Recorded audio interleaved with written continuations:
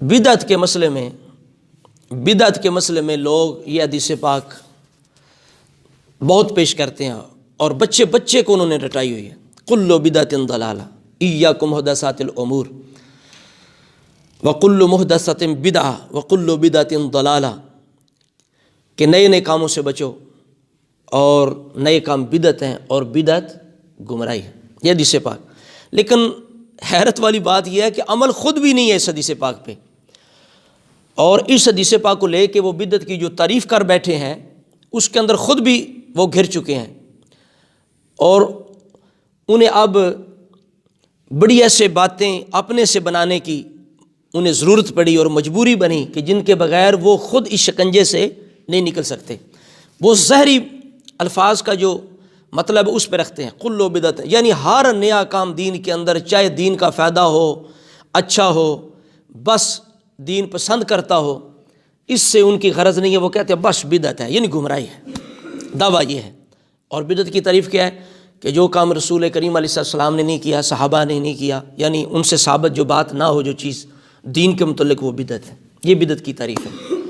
اب جب ہم کہتے ہیں جناب یہ آپ جو کرتے ہیں تبلیغ دین کے نام پہ کرتے ہیں اور آپ علم دین کے لیے کرتے ہیں، یہ بڑے بڑے آپ نے مدرسے بنا رکھے ہیں، یہ حدیث کی کتابیں ہیں، یہ فقہ کا علم ہے، ٹھیک ہے. اسی طرح یہ آج کل جو سوشل میڈیا آپ استعمال کر رہے ہیں، اور یہ اتنے مہنگے لاکھوں روپوں کے جناب یہ ساؤنڈ سسٹم ہے، یہ ویڈیو کیمرے ہیں، اسی طرح یہ مینار ہے مسجدوں کے، محراب ہیں، یہ قلین ہے، یہ اے سی ہیں، یہ سارا کچھ یہ دین کے لیے ہے نا. مدرسے کے لیے ہو یا مسجد کے لیے ہو، یہ دین کے یہ مقامات ہیں نا. یہاں دین کی اشاعت ہوتی ہے، دین سکھایا جاتا ہے، دین کی تبلیغ ہوتی ہے. تو بھائی تم جو یہ کرتے ہو اب میڈیا پہ آ کے، تم اتنی محنت کرتے ہو خرچ کر کے، تو یہ کس کھاتے میں ہے؟ یہ دین کے لیے نئے امور نہیں ہے. تو یہ بدعت نہیں ہے، یہ گمراہی نہیں ہے. سمجھ آ رہی بات کی؟ اب بدعت کی جو تعریف انہوں نے کی اور جو حدیث پاک پڑھتے ہیں، خود بھی عمل نہیں ہے، خود بھی اس حدیث پاک پہ عمل نہیں ہے. صرف اور صرف یہ ان کی ایک تیزی ہے، ٹھیک ہے، یہ ان کا ایک کمال ہے. ہاتھ کی صفائی کہتے ہیں نا، ہاتھ کی صفائی اور زبان کی صفائی ہے. اب وہ نکلتے کیسے ہیں؟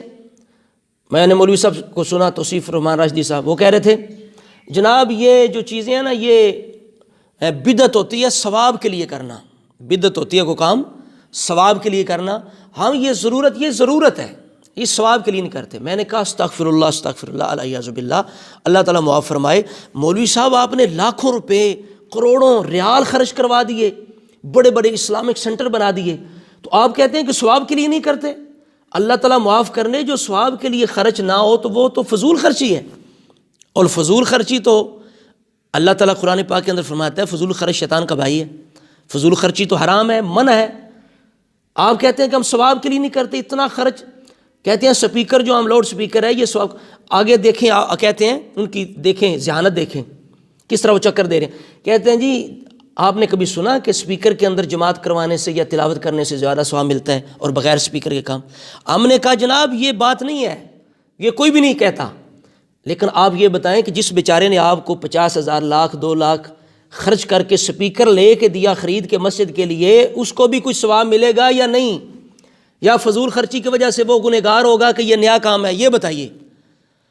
اور اگر بغیر سپیکر کے آپ کی تلاوت یا تقریر 10 بندے سنتے ہیں، 20 بندے سنتے ہیں، اور سپیکر کی وجہ سے اگر 50,000 یا 1,000 یا 2,000 جتنے لوگ زیادہ سپیکر کی وجہ سے سن رہے ہیں، اس کا ثواب اجر آپ کو ملے گا یا نہیں؟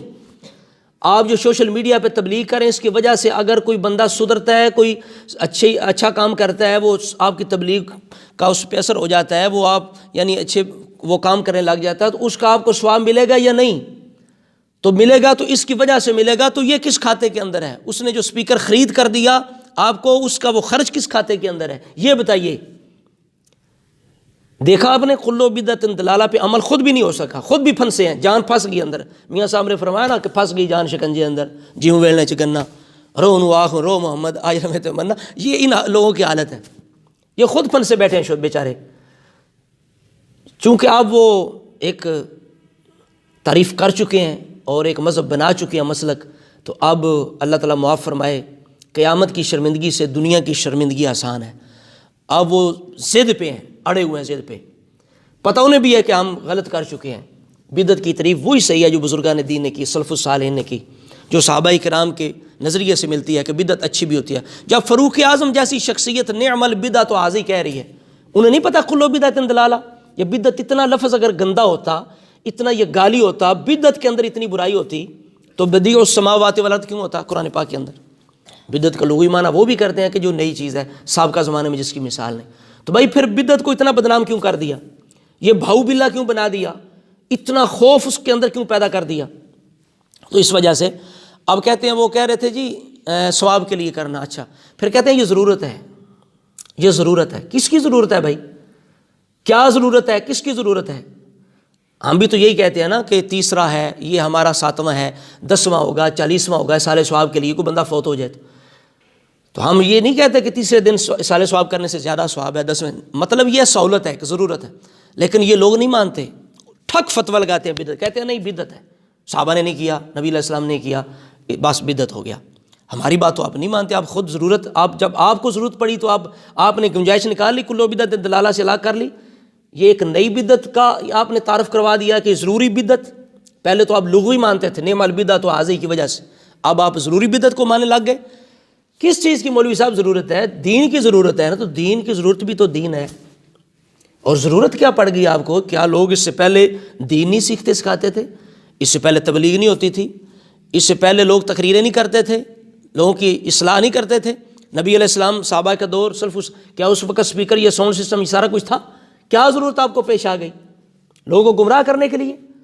تو خلاصہ یہ میری بات کا کہ یہ جو لوگ کل بدعۃ ضلالہ حدیث پاک کو زہری الفاظ، زہری مفہوم پہ رکھتے ہیں، بس جن نئی چیز گمراہی ہے، یہ غلط ہے، یہ ان کی غلطی ہے، یہ خود بھی ان کی جان پھنسی ہوئی ہے اس کے اندر. اور جو بدعت کی تعریف کر بیٹھے ہیں جو صحابہ سے ثابت نہ ہو، یہ بھی بے معنی ہے. اس کا کوئی مقصد نہیں ہے، بے مقصد ہے، اور خود بھی عمل ان کا نہیں ہے. اور ہم بھی تو یہی کہتے ہیں نا کہ بھئی ہمارے جو اذان سے پہلے ہم صلاۃ والسلام پڑھتے ہیں، ٹھیک ہے، یہ نیا ایک انداز ہے، لیکن چونکہ شریعت کو پسند ہے اور اس کا ثواب ہے. بھئی تم جو لاکھوں خرچ کرتے ہو دین کے نام پہ، مساجد مدرسوں پہ، اپنی تبلیغ پہ، تو ثواب کی امید رکھتے ہو نا. لوگوں کو یہی تو ترغیب دیتے ہو نا. مسجد میں جب مولوی صاحب اعلان کرتے ہیں کہ مسجد بن رہی ہے، محراب بن رہا ہے، مینار بن رہا ہے، دریاں چاہیے، قالین چاہیے، اے سی چاہیے، تو یہ کہتے نہیں وہ کار خیر ہے، اور جو دیتا ہے وہ ثواب کے لیے دیتا ہے نا. یا کیا دھوکہ کر رہے ہو لوگوں سے کہ اندر تمہاری یہ بات ہوتی ہے نہیں ثواب نہیں ملے گا، یہ بدعت ہے، لیکن اوپر سے لوگوں کو جناب تم صرف پیسے نکلوانے کے لیے کہتے ہو جی ثواب ملے گا، کار خیر ہے. کیا خیال ہے؟ یہ بات کھول کے ذرا کھول دو اس بات کو، لوگوں کو پتہ تو چل جائے نا. لوگوں کو تم نے گمراہ کر رکھا ہے. ایک طرف کہتے ہو کہ ثواب کے لیے ہم نہیں کرتے، دوسری طرف لوگوں کو جب اعلان کرتے ہو بیٹھ کے ممبر پہ، اس وقت تو کہتے ہو بھائی یہ کام ہے مسجد کا، تو اس کے لیے پیسے دو، خدمت کرو، جو مخیر حضرات ہے صاحب حیثیت، کار ثواب ہے، ثواب دارین حاصل کرو، ثواب کی ترغیب دیتے ہو. تو جب تمہیں ثواب بھائی مل سکتا ہے، مسجد کے اندر اے سی لگوانے سے تمہیں ثواب مل سکتا ہے، قالین ڈالنے سے ثواب مل سکتا ہے، سپیکر لے کے ساؤنڈ سسٹم لگوانے سے ثواب مل سکتا ہے، تو ہمیں اذان سے پہلے صلاۃ والسلام پڑھنے سے ثواب نہیں ملے گا؟ ہمیں رسول اللہ کی محبت میں جشن میلاد مصطفیٰ پہ جائز انداز کے ساتھ، نئے امور کے انداز کے ساتھ ہمیں جشن میلاد مصطفیٰ کا ثواب نہیں ملے گا؟ ہمیں نماز جنازہ کے بعد دعا مانگنے کا ثواب نہیں ملے گا، حالانکہ وہ صحابہ کرام سے بھی ثابت ہے، نبی علیہ السلام سے بھی ثابت. تو ہمیں انگوٹھے محمد صلی اللہ علیہ وسلم نام پہ انگوٹھے چومنے کا ہمیں اجر نہیں ملے گا.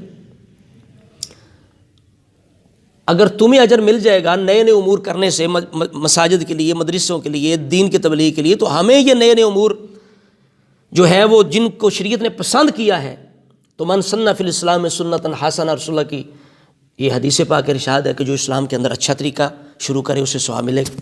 سنہ کا معنی ایجاد ہے. تو دعا ہے اللہ رب العزت ہمیں ہر طرح کی گمراہیوں سے محفوظ فرمائے اور مسلک حق اہل سنت و جماعت پہ قائم و دائم فرمائے. وما علیہ الا البلاغ.